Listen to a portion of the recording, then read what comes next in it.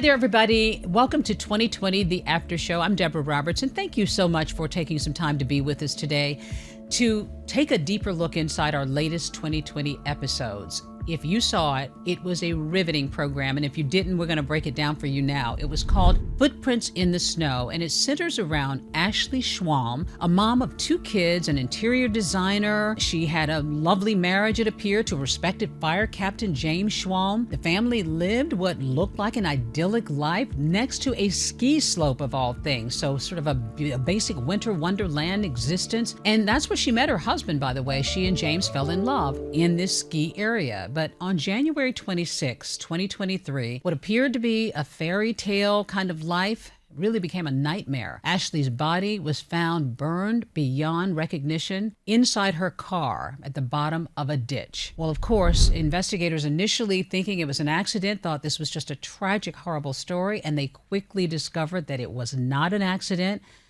but a cold, calculated murder. And the big question was, who would want this young mom dead?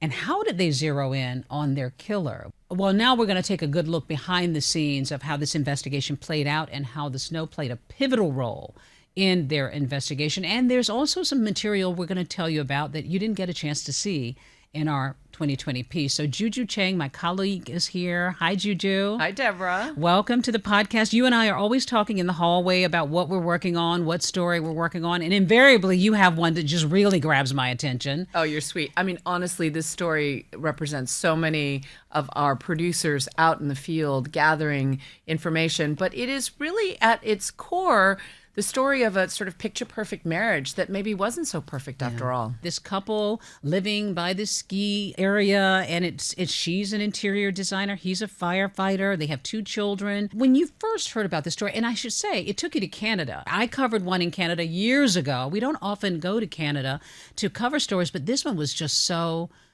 intriguing with the headlines. It was idyllic. If you look at their wedding photos, literally a horse-drawn carriage in the middle of this winter wonderland, which, as you know, in the summertime is gorgeous as well.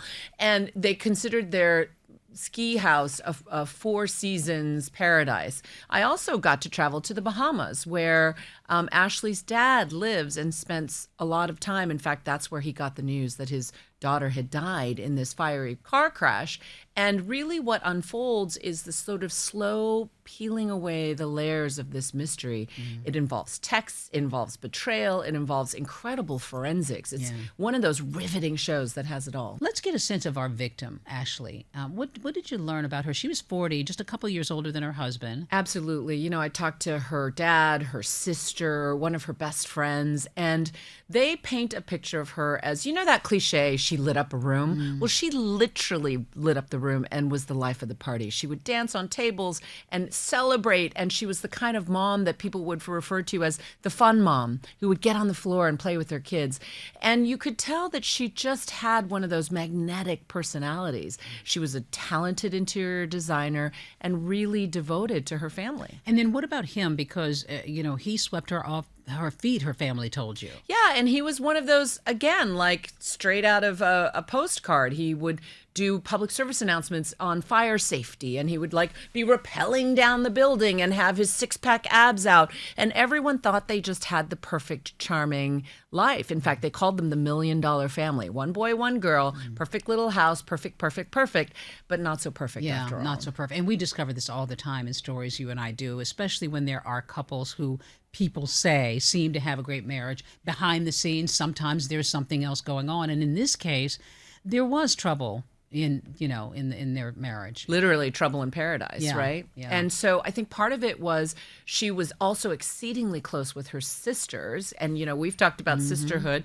And when they moved away from Toronto to the ski resort, which was like 2 hours away, it kind of isolated her, according to her friends and her family. And I think there was a sense that maybe she felt a little bit isolated from her friends and family. And that was where some of the unease began. Yeah, and we've talked about that too with some of our experts in these stories about women who sometimes feel either trapped or something's going on, and there are red flags maybe that they haven't really noticed. That has come up. It fits a pattern for sure. Yeah, that's come up in a lot of our stories. So She is suddenly in what appears to be a fiery car crash, an accident. Everybody's just horrified at the bottom of a ditch. And tell us a little bit about, so it was her husband's car. She drove the car all the time. It's this burning car. Yeah. But that was already a tip-off the way the car was burning. Absolutely. And, it really helps. I'm sure you've seen this when you go out to the actual accident site and you see it differently than even in photos.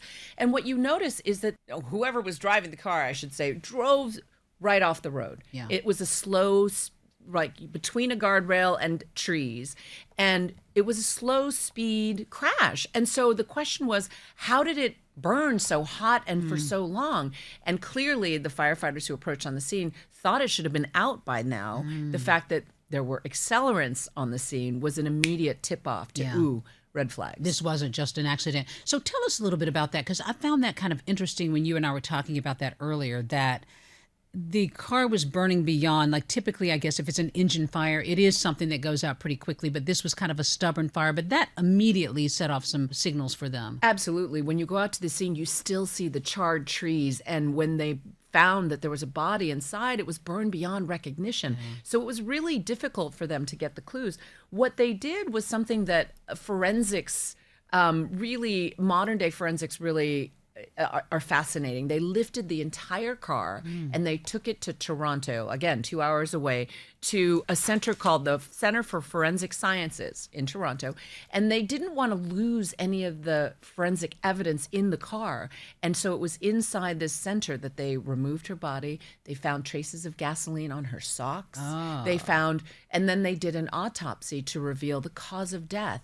And they realized her lungs didn't have any soot inside them, which it would have if she had died in that fire.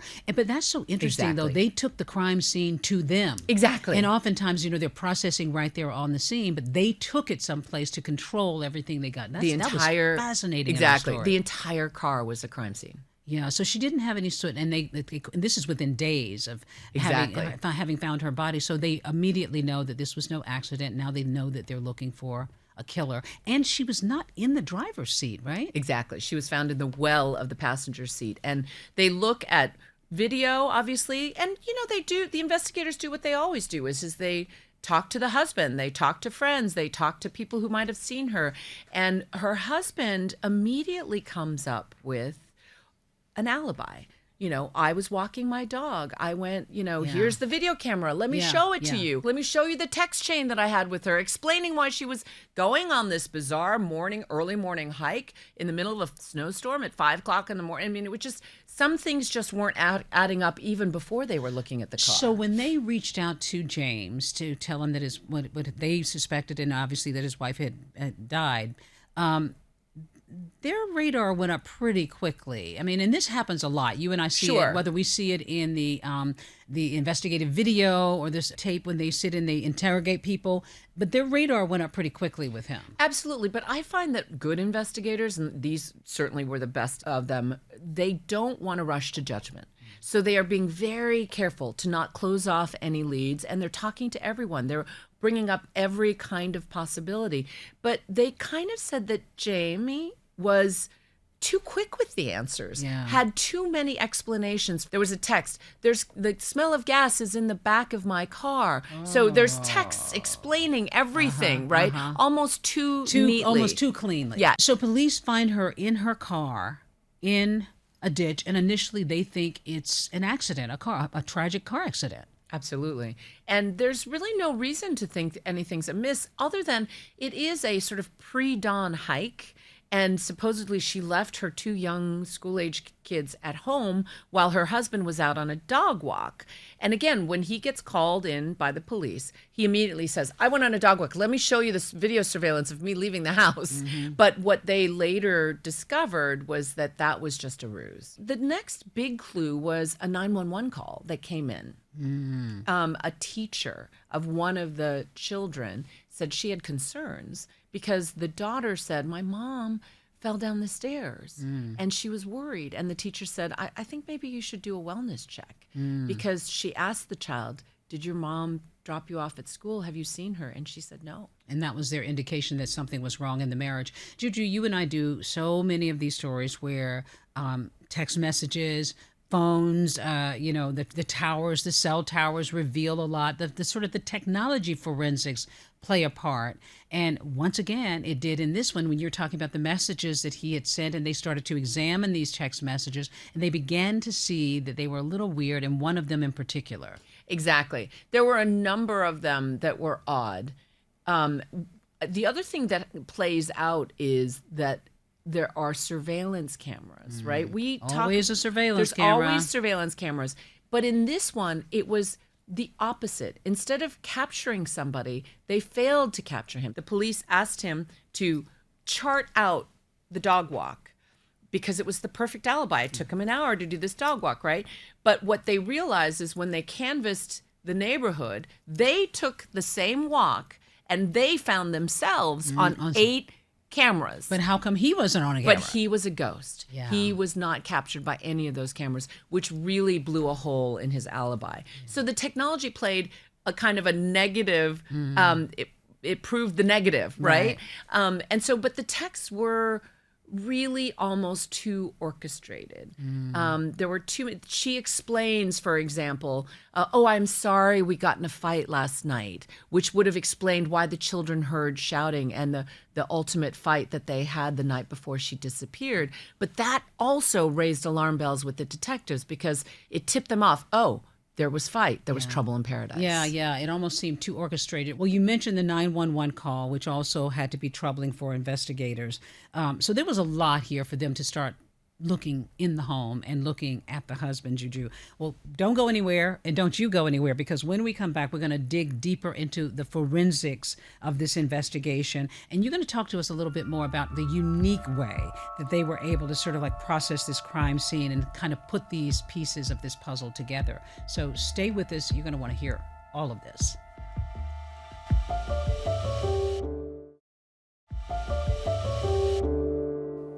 Hello, everybody, and welcome back to 2020, the After Show. I'm here with my colleague, JuJu Chang, who I never can stop talking with. I mean, it's amazing that you and I can even make it through these episodes. Through the hallway. I know. We're always chatting. We're always chatting. But, you cover so many interesting stories for us, and this particular one just grabbed everybody. It's our latest episode called Footprints in the Snow, and that's very significant. You'll tell us why. But it took us all the way to Canada. The murder of Ashley Schwalm, a mom of 2. She was found dead in a burning car. Initially, police thought that she had had an accident in her car, and of course they quickly discovered that this was no accident. She didn't appear to have really died in the car. She hadn't had soot, as you said, in her lungs that would indicate she had died in this fiery crash. So investigators now are zeroing in on her husband. As you said, they don't want to rush to judgment, but his alibi that just seems too slick and too clean has raised some red flags. And then they begin the forensics, and they begin looking at Ashley and this car, and there's a true smoking gun, which was really the forensics here. Yeah. Right? Well, and there was also a smoking lighter, don't forget. What they found inside the fiery crash was literally a Zippo lighter that had the monogram of the husband's name on it. Now, you could make the argument he just happened to have had it in the car and maybe was smoking. It is circumstantial evidence, and yet it built a case against the husband, who was a firefighter and knew that you kind of had to stand away to start a fire. And you could imagine a Zippo lighter. Again, that wouldn't take anybody to trial. There were also other little tidbits along the way. He had been at a party shortly before the murder and asked a doctor friend if you could really kill somebody by snapping their neck like a Steven Seagal movie. Little snippets like that. And then really it came down to looking at the forensics of the autopsy, because she died from injuries to her neck as if she had been strangled. And that was so different from what they would have found in an ordinary car crash. Right.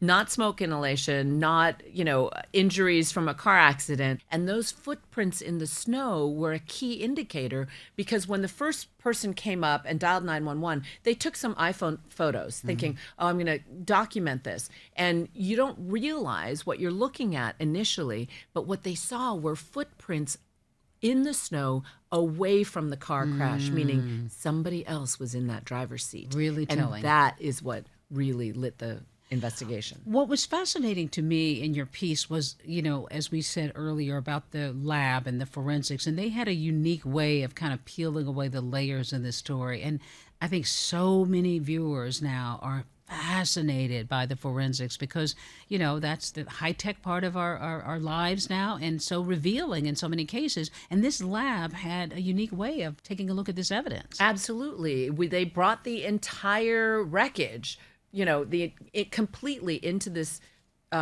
science lab so that they could examine every part of it and not disturb any of it. And yet we also know in these investigations, it is the combination of the forensics and the circumstantial evidence that allows you to take something to court, right? Because it's the surveillance camera and the lack of his appearance there. It's the fact that he had a Zippo lighter. It's the fact that this, that, and the other. And they also understood that there was some motivation in that, he bought life insurance against her. And he also, was very upset, apparently, about a brief affair that Ashley had a year before the murder. And that even though they were trying to reconcile, even though they were trying to repair the damage, it was something that left an impression on him. He was not happy. He was not happy in this situation. Well, it's not lost on anybody in seeing this story that we're talking about a woman dying in a fiery crash, and she's married to a firefighter. Exactly right. And, and so the idea that he could have done this and engineered it and clearly knows a lot about fires, which is also telling that that was kind of the fatal flaw. I mean, the way this was executed, he is a firefighter who has gone into fires and knows what to look for.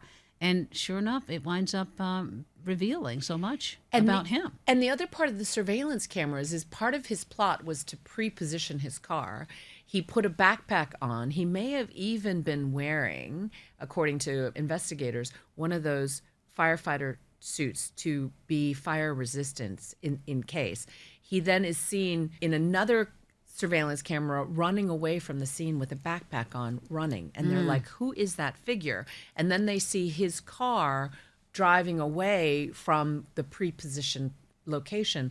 And it's, again, all of these circumstantial pieces of evidence, because no one of those things, the lighter doesn't prove anything. Life insurance doesn't prove anything. But you match that with the forensics, and you have a case. And you have a case. Well, they definitely had a case. So, JuJu, let's talk about that when we come back. We are going to look into the fact that James was charged in his wife's murder, and we're going to take you into the court proceedings and the sentencing, and also the possibility that he may at some point be a free man again. So stay with us. We're going to talk more about what happened with James when we come back.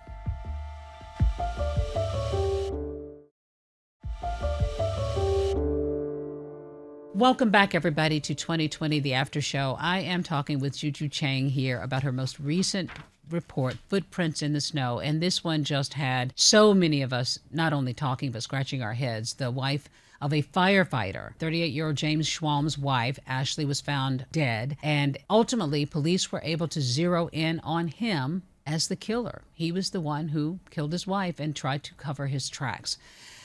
He eventually, JuJu, pleaded guilty in this case.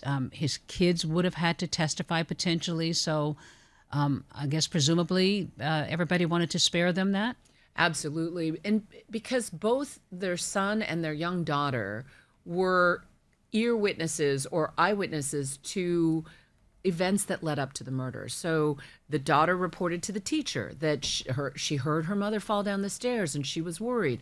But the son also was an ear witness. He went up and his mother asked him to get her cell phone for him so she could call 911. And the father said, don't do it. And so he reported this to authorities later. And the idea that what Ashley's sister Linsey told me was she knew she was in trouble.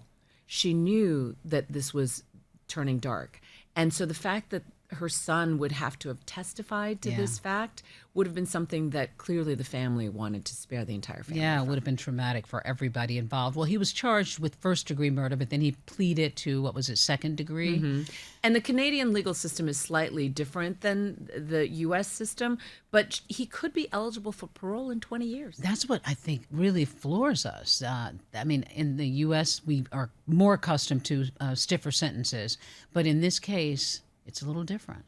Wow. And you have to wonder if a Canadian parole board would consider the children or others, in this. And clearly the family would give an impact statement. I mean, I will say for Ashley, she left behind a lot of people who love and care for her. And her legacy in many ways is through this organization called My Friend's House, which deals with survivors of domestic violence. And they did a memorial hike in her name because she really did love hiking. You mentioned her friends and the victim impact statement from the family. I mean, there were 21 victim impact statements being read. I mean, that speaks to how loved she was. Again, the kids didn't have to testify, so that had to be a little bit of relief for the family, but then do they sort of sacrifice a feeling of justice, or do they feel ultimately that they are satisfied? There's obviously multiple ways of looking at it. I think the family members I spoke to said that they were relieved that the children didn't have to testify.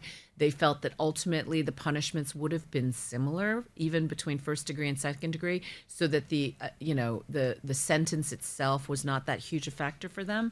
However, getting all of this into the public domain, you know what it's like when it becomes part of a public court record. It serves as an object lesson for others, right? And you can, see it as a roadmap to looking at behavior, at patterns of behavior. So in many ways, the larger questions of telling Ashley's story, even for 2020, to be able to tell her story, it serves as a tribute to Ashley and lessons for others. But you raise an interesting point there, because is it really going to benefit the family that much more for him to get another 5 or 10 years in prison, or is it going to benefit them to protect those kids and to know that there is punishment happening, and that maybe on some level, as you said, they can start to try to highlight her life in a different way? JuJu, I was struck by the conversation you had with Ashley's sister, Linsey, and that bond. You talked about that powerful bond. And as you said, you and I both have talked about this. I wrote a book about sisters and bonds and how it can be strengthened sometimes in trauma. And she's lost her sister, but that bond is still so important to her. You have sisters, I have sisters. Linsey talked about this family text chain and how tight they were. They were the type of sibling group that would vacation together. Their kids, as cousins, you've talked about this too, are bonded to each other. And so there is a giant hole in this family fabric. And I think that it's worth remembering that it's never just one victim. There are families on many sides who have been impacted by this. Yeah.